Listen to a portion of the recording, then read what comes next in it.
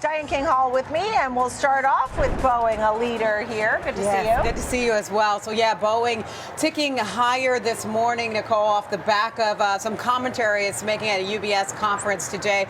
Boeing says it expects to finally return to positive annual free cash flow in 2026. So you're seeing some momentum behind shares. We've seen shares gain ground this year as the recovery goes into effect in Boeing after years of challenges. They're projecting low single-digit billions after an expected $2 billion cash burn in 2025. This marks a major milestone again after the financial turbulence, delays, leadership upheaval there. The CFO has been speaking at the UBS Industrials Conference, outlining the trajectory of the recovery for Boeing, driving the optimism. Boeing sees a steadier production cadence across its factories, especially on the 737 MAX and 787 Dreamliners.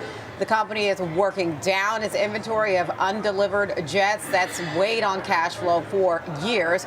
Defense and services businesses are improving. They're expected to deliver high single-digit margins here. Let's go through again some of these aircraft milestones. 777X. The certification is now targeted for 2027. Now, keep in mind, that's over 7 years late. Boeing took a $4.9 billion charge tied to that slower than expected flight testing, but again, on the road to recovery here. 737 MAX 10, that expected certification by late 2026, so next year. Boeing sees higher deliveries in 2026 for both the 737 and 787. Analyst views Wall Street is, lining up with Boeing. They're expecting it to generate $2.46 billion in free cash flow next year. That's an improvement from the outflow that we saw this year. Now, they have cut cash flow expectations, though, overall since July because of the 777X delays. So there are still some challenges, but the long term looks bright for Boeing, and you see the stock being rewarded this morning with a nearly 6% move.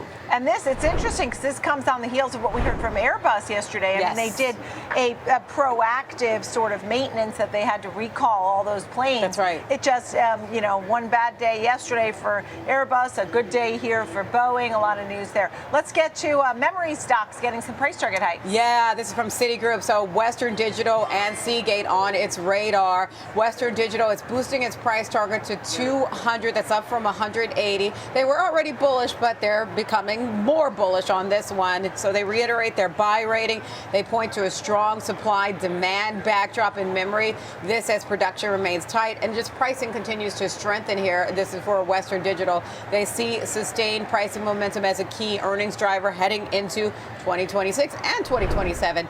And so they say that's supported by cloud, enterprise, and AI workloads. And they just talked about the explosion of unstructured data generated by AI tools, and they think that's fueling long-term demand for Western Digital storage. Citi's boosting the price target on Seagate as well. They're boosting that up to 320. That is up from 275. They are maintaining a buy rating here, similar to Western Digital. The Eli Lilly trade right now is an important one, and Diane King Hall has the story. Diane? Okay, we've got some more conviction around this one. Bank of America reiterating a buy rating on Eli Lilly. They are lifting the price target to $1,286. That's up from $950. So that implies more than 20% upside from yesterday's closing levels.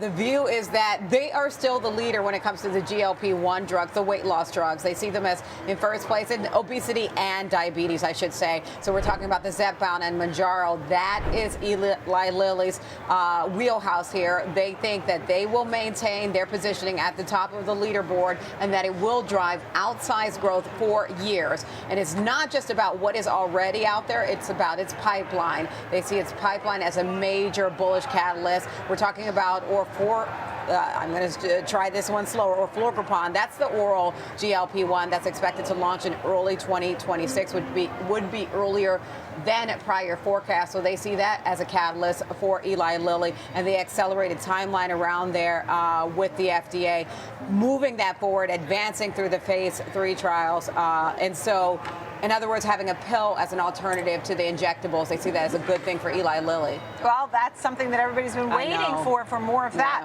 Yeah. Okay, Diane King Hall, great to see you. Thank you. Good move there for Eli Lilly, which has run up about 45% in 3 months, almost 45%.